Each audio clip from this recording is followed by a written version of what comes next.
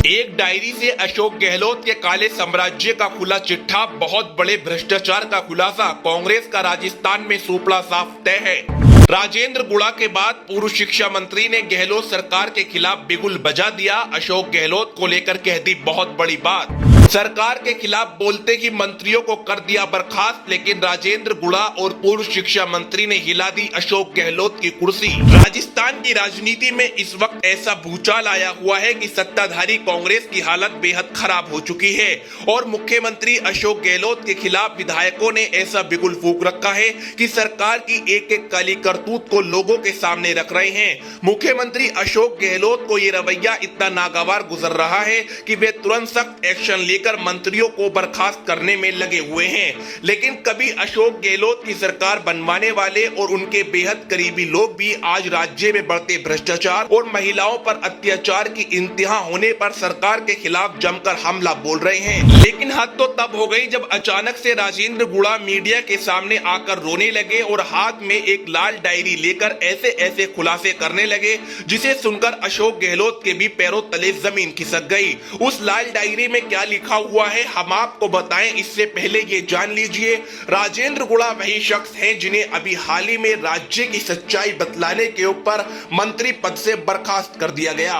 राजेंद्र गुड़ा ने विधानसभा में खड़े होकर कहा था कि मुख्यमंत्री साहब, आप मणिपुर की बात तो छोड़िए, पहले राजस्थान की बात करिए, क्योंकि राजस्थान में महिलाओं के साथ जो हो रहा है वे अपने आप में बहुत शर्मनाक है। अशोक गहलोत राजेंद्र गुड़ा के इस बयान से बौखला गए और उन्हें तुरंत बर्खास्त कर दिया गया।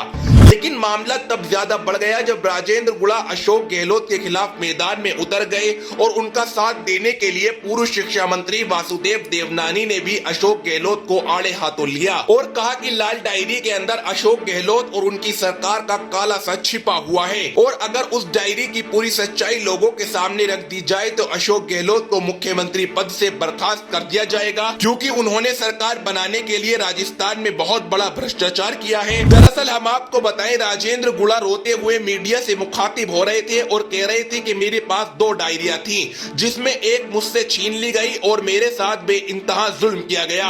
मारपीट के साथ साथ मंत्रियों ने मेरे साथ अभद्र व्यवहार किया है, क्योंकि उनकी काली सच्चाई मेरी डायरियों में लिखी हुई थी।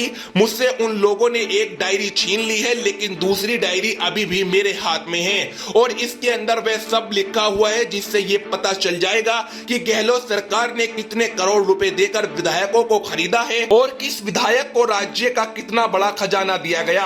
और ये भ्रष्टाचार गहलोत सरकार को उखाड़ने के लिए काफी है। तो वहीं पूर्व शिक्षा मंत्री और विधायक वासुदेव देवनानी ने भी राजेंद्र गुड़ा के साथ हुंकार भरी और साफ कर दिया कि आने वाले समय में हम और ऐसे खुलासे करेंगे कि लोगों को पता चल जाएगा कि उनके पैसों का सरकार ने किस तरह से गलत इस्तेमाल किया है और राज्य में सरकार बनाने के लिए कैसी कैसी काली करतूत को अंजाम दिया गया। लेकिन अब देखना होगा इस पूरी घटना को लेकर अशोक गहलोत क्या बयान देते हैं और उनका अगला स्टैंड क्या होगा। लेकिन एक बात तो साफ है, राजस्थान में अभी हाल ही में विधानसभा चुनाव होने हैं और इस तरह की घटना कांग्रेस को बर्बाद करने के लिए काफी है। भ्रष्टाचार और घोटाले बड़ी बड़ी पार्टियों को बर्बाद कर चुके हैं, लेकिन आने वाले चुनाव में कांग्रेस सत्ता पर काबिज रहेगी या फिर उनके मंत्रियों द्वारा लगाए गए आरोप कांग्रेस को हाशिए पर धकेल देंगे। आपको क्या लगता है, कमेंट में अपनी राय जरूर दीजिएगा।